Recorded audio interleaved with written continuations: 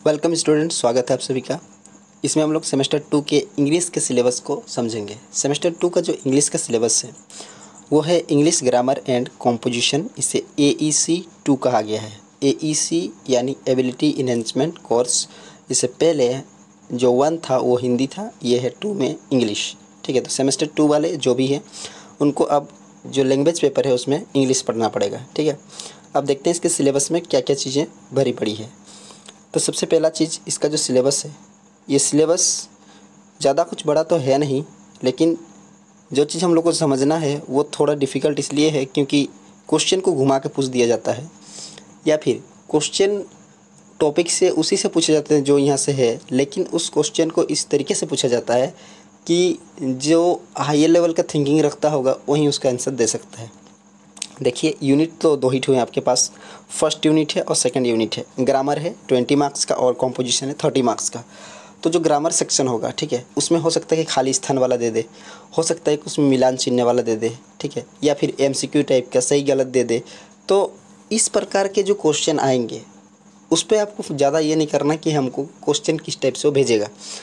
आपको उसका कॉन्सेप्ट पूरी तरीके से क्लियर रखना है। ठीक है, कैसे भी भेजे, आपको कॉन्सेप्ट जब क्लियर रहेगा तो आप उसका आंसर दे देंगे। तो देखिए, पहला आपका क्या है, parts of speech and there types.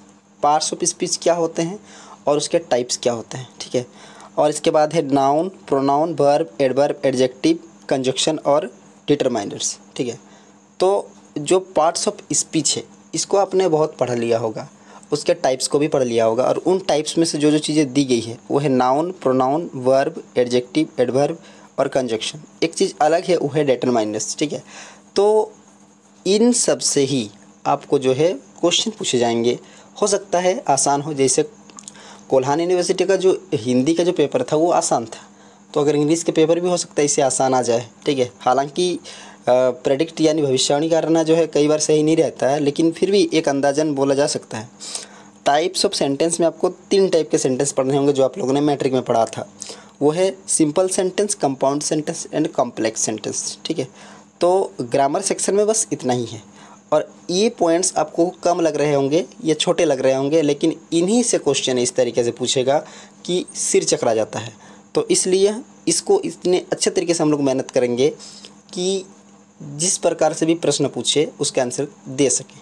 ठीक है, तो ये हो गया आपका ग्रामर का। अब आते हैं कॉम्पोजिशन पे। कॉम्पोजिशन यहाँ पर क्या है, आपको थोड़े लंबे टाइप के जो है इसके क्वेश्चन बनेंगे इसमें से। जैसे कि आपका पूछा है कॉम्पोजिशन में फंक्शनल डिस्क्रिप्शंस पूछा है, paragraph writing, office memo, notice, circulars, agenda, email, blog writing, resume, formal letter, और इस प्रकार के बहुत सारे यहाँ पर हैं। Letter of complaint, letter of editor, job application, inquiry letter, letter of appreciations, और इसके बाद रिकमेंडेशन लेटर्स। तो लेटर के इतने सारे प्रकार शायद आप पहली बार सुन रहे हैं। तो ये सारे जो लेटर्स के प्रकार हैं यानी पत्र के जो प्रकार हैं, इनसे आपको क्वेश्चन पूछा जाएगा। ठीक है, और हो सकता है कि आपको लेटर टू द एडिटर दे दे, या फिर जॉब वाला लेटर जो है आपको लिखने के लिए बोल दे, लेकिन कई बार मुश्किल वाला भी पूछ सकता है। तो सारा चीज़ यहाँ से भी ध्यान रखना, इसलिए शायद इसमें 30 मार्क्स दिया है। तो ग्रामर का आपका हो गया कितना, 20 मार्क्स, और कॉम्पोजिशन का 30 marks is equal to 50 marks, और आपको पास करने के लिए कितना चाहिए, 20 मार्क्स। ठीक है, तो इंग्लिश का जो सिलेबस है वो बस इतना ही है, और ये आपका कंपलसरी है, आपको इसको लिखना ही पड़ेगा। और एक चीज़ आपको पता होगा, जैसे आप लोगों ने हिंदी का जो इंटरनल एग्ज़ाम था वो नहीं दिया था, उसी प्रकार से इंग्लिश का भी आपको इंटरनल एग्ज़ाम नहीं देना है। ये आपको मतलब सेंटर में जाके इसका एग्ज़ाम देना है। तो देख लेते हैं कि इसका एग्ज़ाम जो है वो किस टाइप से होगा और किस प्रकार से इसके क्वेश्चन पूछे जाएंगे। तो यहाँ पर पूरा चीज़ दिया हुआ है, semester examination and distribution of marks, यानी कि जो एग्ज़ाम होगा वो कैसा होगा और इसके मार्क्स किस तरीके से मिलेंगे। तो सबसे पहले देखिए, यहाँ पर जो है एंड सेमेस्टर एग्जामिनेशन यानी EAC 50 मार्क्स का है, जिसमें कि आपका ग्रामर सेक्शन भी और कॉम्पोजिशन सेक्शंस भी है। ग्रामर सेक्शन में बोला है कि 10 objective question based on grammatical exercise of the components prescribed, यानी कि आपको 10 क्वेश्चन मिलेंगे। और यहाँ क्या बोला है, देखिए ऑब्जेक्टिव क्वेश्चन बोला है। बोला तो है जो ऑब्जेक्टिव क्वेश्चन, लेकिन कई बार सिलेबस के हिसाब से क्वेश्चन भी नहीं बनाता है, तो इसलिए ऑब्जेक्टिव बोल दिया है। तो इतना ज़्यादा खुश मत हो कि हाँ MCQ आएगा आराम से बना लेंगे, नहीं। हो सकता है वो खाली स्थान दे दे, हो सकता है वो सही गलत दे दे। ठीक है, देखें ना इस बार कैसे किया सेमेस्टर 1 के एग्जाम में, कुछ सही गलत दिया था, कुछ ऑब्जेक्टिव दिया था, हर पेपर का हर एक अलग डिजाइन से आ रहा था। ठीक है, तो बच्चा इसमें कन्फ्यूज हो जाता है कि हम कैसे तैयारी करके जाएँ, कुछ समझ में नहीं आ रहा है। ठीक है, तो कन्फ्यूजन वो लोग को होता है जो एक्चुअली खाली क्वेश्चन पेपर देख के जाते हैं, हर जगह खाली क्वेश्चन पेपर।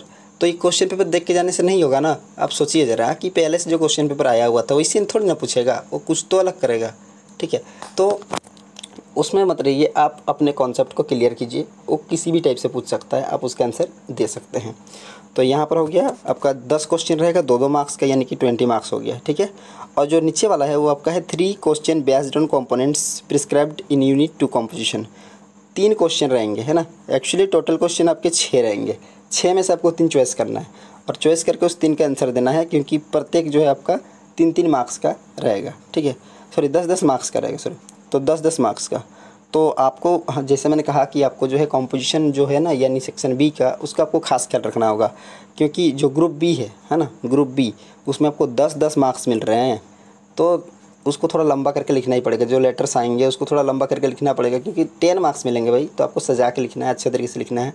तो इस चीज़ को आप फोकस कीजिएगा। ठीक है, तो यहाँ पर आपका इंग्लिश का जो है सिलेबस बस इतना ही है, और इसके लिए ज़्यादा कुछ आपको पढ़ने की ज़रूरत है नहीं। आप लोग अगर 10th अच्छे तरीके से किया है, या फिर आप लोगों ने इंटर लेवल अच्छे तरीके से पढ़ाई की थी, तो ये सब चीज़ आपके समझ में आ जाएगा। हालांकि जो स्टूडेंट को ये सब भी समझ में नहीं आ रहा है, ठीक है, तो उनको हम बेसिक लेवल से इसको जो है शुरू करवाएंगे, और वहाँ पर ये सारी चीज़ें आपको बताई जाएगी, किस तरीके से इसकी तैयारी करनी है और हर एक टॉपिक को किस प्रकार से गहराई से समझना है। ठीक है, तो ये वाला आपका सेमेस्टर 2 जो है इंग्लिश का सिलेबस कंप्लीट हो गया।